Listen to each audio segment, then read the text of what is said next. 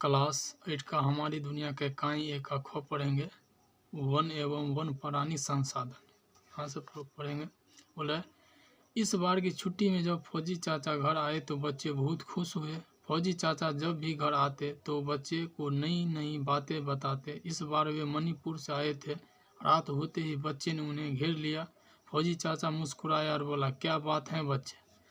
सलमा ने पूछा, चाचा सुनते हैं मणिपुर में बहुत जंगल है। फौजी चाचा ने कहा, हाँ, इस बार मैंने जंगल के बारे में बहुत सारी जानकारी इकट्ठा की है। आओ मैं तुम्हें बताता हूँ। वन देखिए, ऐसा कहा जाता है कि वन है तो हम हैं।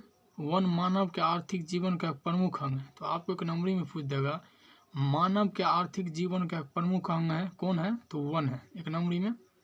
विश्व में ऐसे कई क्षेत्र हैं जहां सघन वन पाए जाते हैं। ये वन विभिन्न किस्में की लकड़ियां देने के साथ साथ पशु पक्षी एवं जीव जंतु का आश्रित प्रदान करने का भी कार्य करता है। देखिए, सघन वन जो है इससे क्या होता है, लकड़ियां भी बना, इससे लकड़ियां भी होती है, प्लस में जीव जंतु जो हो गया इसका आश्रय भी प्रदान करते हैं। देखिए, वन या पेड़ पौधे का विकास प्राकृतिक चयन की पद्धति से होता है। आपको पूछ देगा, पेड़ पौधे का विकास प्राकृतिक चयन की पद्धति से होता है? तो आपका क्वेश्चन हो जाएगा, वन या पेड़ पौधे का विकास किस चयन की पद्धति से होता है? तो आप क्या कीजिएगा, प्राकृतिक चयन की पद्धति से होता है। किसी क्षेत्र में प्राकृतिक रूप से उगने वाली पेड़ पौधे, घास, झाड़ियाँ इत्यादि को सम्मिलित रूप से प्राकृतिक वनस्पति कहा जाता है। तो आपको पूछ देगा, प्राकृतिक वनस्पति किसे कहा जाता है? तो आप यहाँ से बोल दीजिएगा, वन या पेड़ पौधे का विकास प्राकृतिक चयन की पद्धति से होता है। किसी क्षेत्र में प्राकृतिक रूप से उगने वाले पेड़ पौधे, घास, झाड़ियाँ इत्यादि को सम्मिलित रूप से प्राकृतिक वनस्पति कहा जाता है। तो आप समझ गए प्राकृतिक वनस्पति किसे कहा जाता है। तो यहाँ से यहाँ तक आंसर दे दीजिएगा, प्राकृतिक वनस्पति का यहाँ से यहाँ तक आंसर दे दीजिएगा। अब बोल रहे हैं, क्षेत्रीय आधार पर किसी बड़े क्षेत्र पर प्राकृतिक रूप से बड़े पेड़ पौधे का विकास होता है तब उसे वन कहा जाता है। आपको पूछेगा वन किसे कहा जाता है?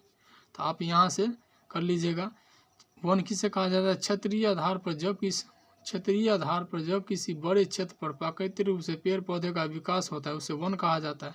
यहाँ से यहाँ तक कर लीजिएगा, क्वेश्चन बना लीजिएगा। आप बोल रहा है, आजकल समाज की पर्यावरण संबंधी जरूरतों को पूरा करने के लिए भी वनों का विकास किया जाता है, जिसे सामाजिक वानिकी कहा जाता है।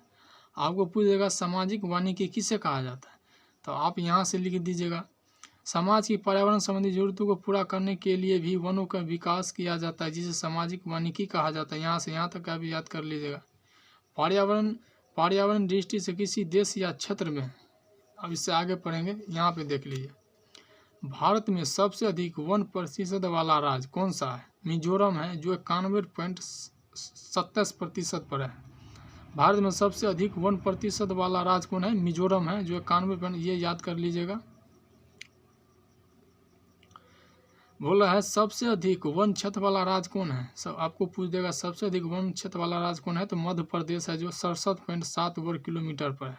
ये आप देख लीजिएगा एक नंबरी में। अब देखिए, यहाँ से पढ़ रहे हैं, कम से कम 33% भूभाग पर वन का विस्तार होना चाहिए।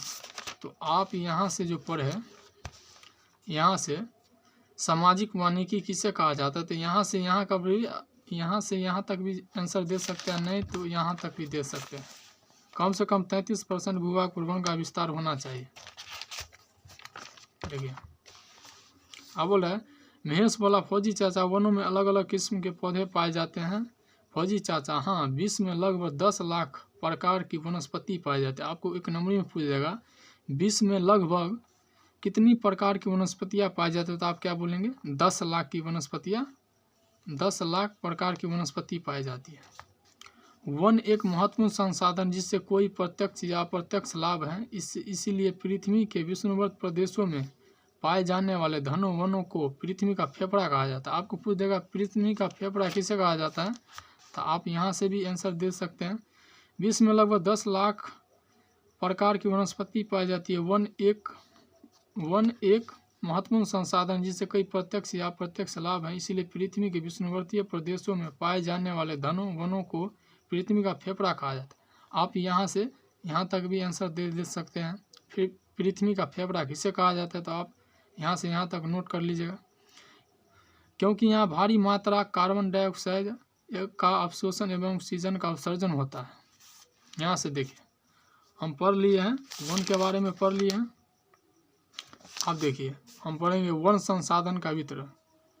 बोल रहे फौजी चाचा बोले, अरे वाह तुम लोग तो सब पता है। अच्छा अब मैं तुम्हें वन संसाधन के वितरण एवं उसके वितरण को प्रभावित करने वाले कारकों के बारे में बताता हूँ। सभी बच्चे ध्यान से सुनने लगे। फौजी चाचा ने कहा, वन संसाधन के विकास एवं वितरण को प्रभावित करने वाले कारकों में जलवायु होता है। देखिए यहाँ पे क्या बोल रहा है, वन संसाधन के विकास एवं वितरण को प्रभावित करने वाले कारकों में जलवायु होता है, ऊंचा वन होता है, मृदा स्थलाकृति की ढाल, आर्द्रता इत्यादि प्रमुख है। इस आधार पर वनों को सदावन इस प्रकार वनों को सदाबहार वन, पतझड़ वन, मूर्छित वन तथा शंकुधारी वनों वर्गीकृत किया जाता है। देख लीजिएगा इसमें सदाबहार वन के अंतर्गत लंबे लंबे वृक्ष उगते हैं जो 60 मीटर तक होता है। तो आपको पूछ देगा सदाबहार वन के अंतर्गत कौन सा वृक्ष उगते हैं, तो लंबे लंबे वृक्ष उगते हैं। इन वृक्षों की शाखाएं कम होती हैं। यहाँ छोटे से क्षेत्र पर कई किस्म के वृक्ष उगते हैं जो अलग अलग समय अपनी पत्तियां सुकरता से बचाने के लिए गिराते हैं। परिणामत वो वन कभी भी एक साथ पताहित नहीं होता, इसीलिए उसे सदाबहार वन कहा जाता है। सदाबहार वन किसे कहा जाता है, तो आप यहाँ से यहाँ तक लिख सकते हैं। सदाबहार वन के अंतर्गत लंबे लंबे वृक्ष उगते हैं। इन वृक्षों में शाखाएं कम होती है। यहाँ छोटे से क्षेत्र पर कई किस्म के वृक्ष उगते हैं जो अलग अलग समय पर अपनी पत्तियां सुकरता से बचाने के लिए गिरती हैं। परिणामस्वरूप वो वन कभी भी एकमात्र पतारहित नहीं होता, इसीलिए इसे सदाबहार वन कहा जाता है। सदाबहार वन किसे कहा जाता है, तो आप नोट कर लीजिएगा यहाँ से यहाँ तक। अब यहाँ से देखिए अमेजन कहा दक्षिण अफ्रीका में इन वर्गों माने वनों को सिल्वा कहा जाता है। दक्षिण अफ्रीका में क्या कहा जाता है, इन वनों को सिल्वा कहा जाता है। नोट कर लीजिएगा। भारत में ऐसे वन पश्चिम घाट के पश्चिम अंडमान निकोबार द्वीप समूह एवं उत्तर पूर्वी राज्यों में पाया जाता है, जहाँ सिनकोना, रबर, महोगनी, एबोनी, तार, नारियल, आयरनवुड, बरगद इत्यादि के वृक्ष मिलते हैं। उष्णकटिबंधक के अलावा शीतोष्ण कटिबंधक में भी सदाबहार एवं पतझड़ वन मिलते हैं। इसमें क्या बोल रहा है, उष्णकटिबंधन के अलावा, वहाँ पे क्या बोलता है, उष्णकटिबंधन के अलावा शीतोष्ण कटिबंधक में भी सदाबहार एवं पतझड़ वन मिलते हैं। देखिए आप यहाँ से उष्णकटिबंधीय पतझड़ वन 100 से 200 सेंटीमीटर वर्षा वाले क्षेत्रों में पाया जाता है। आपको पूछ देगा उष्णकटिबंधक पतझड़ वन कितने सेंटीमीटर वर्षा वाले क्षेत्रों में पाया जाता है, आप आंसर दे दीजिए 100 से 200 सेंटीमीटर वाले में। ग्रीष्म शत्रु से परिशुक्रता से बचाने के लिए इस वन के वृक्ष अपनी पत्ते गिरा देते हैं, जिससे सारा वन एक साथ पतारहित हो जाता है। पतारहित माने गिर जाता है। इस प्रकार इसे पतझड़ वन कहा जाता है। तब आपको पूछ देगा पतझड़ वन किसे कहा जाता है, तो आप यहाँ से आंसर कर लीजिएगा। उष्णकटिबंधीय पतझड़ वन 100 से 200 सेंटीमीटर वर्षा वाले क्षेत्रों में पाया जाता है। ग्रीष्म शत्रु से परिशुक्रता से बचाने के लिए इस वन के वृक्ष अपने पत्ते गिरा देते हैं, जिससे सारा वन एक साथ प्रभावित हो जाता है। इस कारण इसे पतझड़ वन कहा जाता है। पतझड़ वन आप समझ गए किसे कहा जाता है, यहाँ से यहाँ तक नोट कर लीजिएगा। आप बोल रहा है इस प्रकार के वन पश्चिमी घाट के पूर्व ढाल एवं बिहार, उत्तर प्रदेश, झारखंड, उड़ीसा, मध्य प्रदेश, कर्नाटक, छत्तीसगढ़ जैसे राज्यों में मिलते हैं। पतझड़ वन जो है देखिए यहाँ पे क्या बोल रहा है बिहार, उत्तर प्रदेश, झारखंड, उड़ीसा, मध्य प्रदेश, कर्नाटक, छत्तीसगढ़ जैसे राज्यों में मिलते हैं। यहाँ सागवान, साल, रोजवीड, चंदन, शीशम एवं सरतुत इत्यादि के वृक्ष उगते हैं। बच्चे शांति से फौजी चाचा की बातें सुन रहे थे। चाचा ने अब आगे कहा शंकुधारी वन भारत में, ये नोट कर लीजिएगा जितने बताए हैं। बोला है हिमालय पर्वत एवं दक्षिण भारत के पर्वतों से अधिक ऊंचाई वाले भागों में मिलते हैं। ऊंचाई में वृद्धि के साथ ही इन वनों की प्रकृति में अंतर देखा जाता है। क्या देखा जाता है, अंतर देखा जाता है। निचले इलाकों में पतझड़ वन, इनके ऊपर उपोषण सदाबहार क्या है, सदाबहार वन एवं सबसे ऊपर अल्पैप वन की वनस्पतियाँ मिलते हैं। देखिए निचले इलाके में पतझड़ वन, ऊपर क्या मिलता है, उपोषण सदाबहार वन, और सबसे ऊपर क्या मिलता है, अल्पाइन वन की वनस्पतियाँ मिलते हैं। नोट कर लीजिएगा। देखिए जवारीन वन का विकास देश के डेल्टा प्रदेशों में हुआ। आपको पूछ देगा जवारीन वन का विकास किस देश के किस प्रदेश में हुआ, तो आप क्या जवाब दीजिएगा, डेल्टा प्रदेशों में।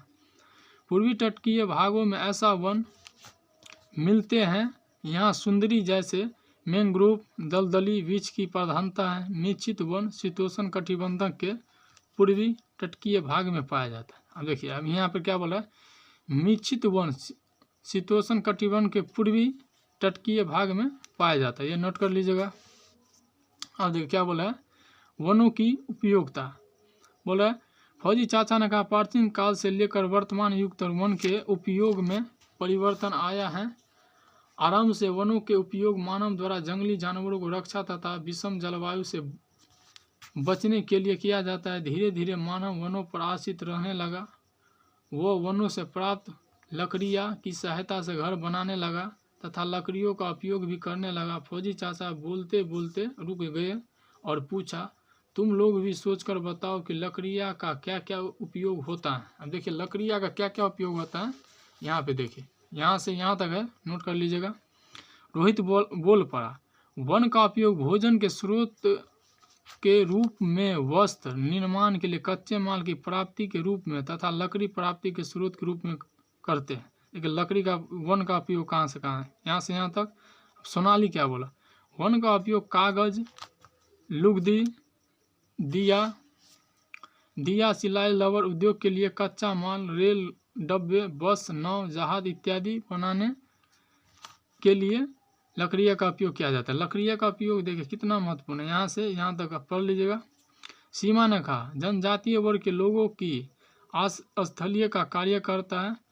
भू खलल एवं मृदा अपरदन रोकने में भी यह उपयोगी है। साथ ही वन जलवायु की शुष्कता को रोकने का कार्य करता है। महत्वपूर्ण जड़ी बूटियों एवं सारे पौधे भी वन से ही प्राप्त होते हैं। जलवान की लकड़ी और औषधि एवं कई उद्योगों के लिए कच्चा माल मिल जाता है, परंतु पिछले 2 शताब्दी में बढ़ती जनसंख्या की जरूरतों को पूरा करने के लिए वनों को बड़े पैमाने पर काटा गया, अतः वन क्षेत्र घटते जा रहे हैं, इसलिए वनों को संरक्षण किया जाना चाहिए। अब देखिए वन का उपयोगिता हम बता दिए यहाँ से यहाँ तक।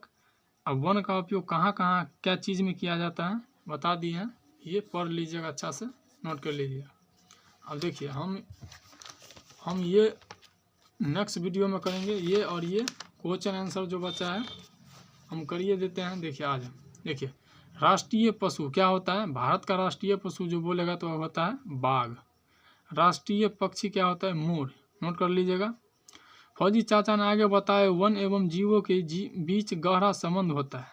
वन एवं जीवों के बीच गहरा संबंध होता है। यहाँ कई जीव जंतु अपना जीवन व्यतीत करते हैं, जिनमें मांसाहारी जीव जैसे शेर, बाघ आदि, मांसाहारी माने जो मांस खाते हैं उसे मांसाहारी कहा जाता है, आदि शाकाहारी जीव जैसे, शाकाहारी में कौन कौन आता है, देखिए हिरन मांस नहीं खाता है, हाथी हो गया आदि, अभयचर जीव जैसे मेढक, कछुआ आदि, सरीसृप माने सांप हो गया, जीव जैसे सरीसृप जीव जैसे सांप, छिपकली, जोंक, केचुआ इत्यादि पाए जाते हैं।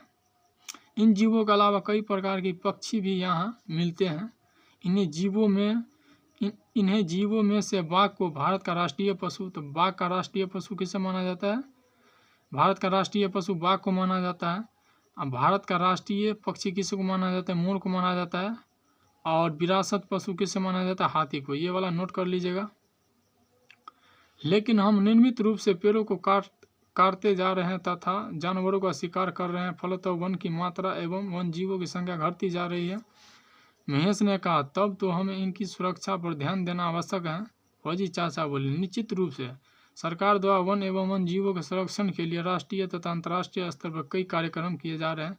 सर्वप्रथम 1970 में botanical survey of India Calcutta तथा वन अनुसंधान संस्थान देहरादून द्वारा संकट में घेरे पादप प्रजातियों की एक सूची तैयार की गई है, जिसे रेड डाका बुक नाम दिया गया।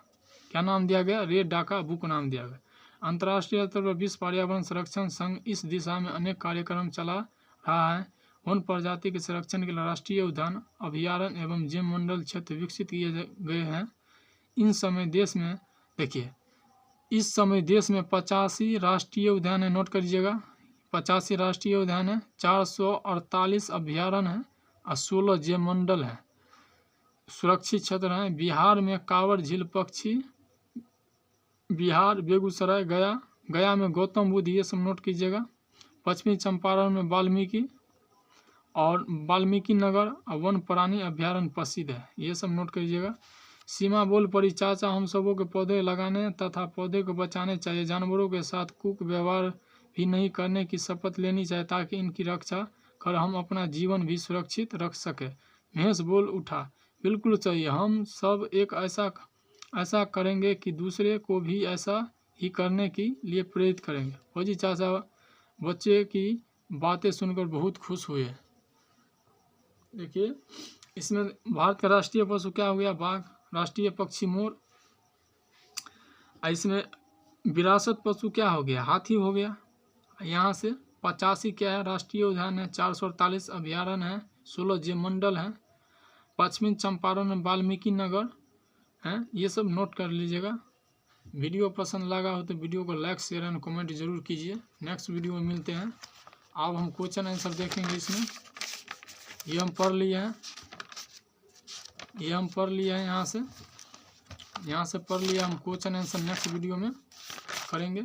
यहाँ से वीडियो पसंद लगा हो तो वीडियो को लाइक जरूर कीजिएगा। धन्यवाद।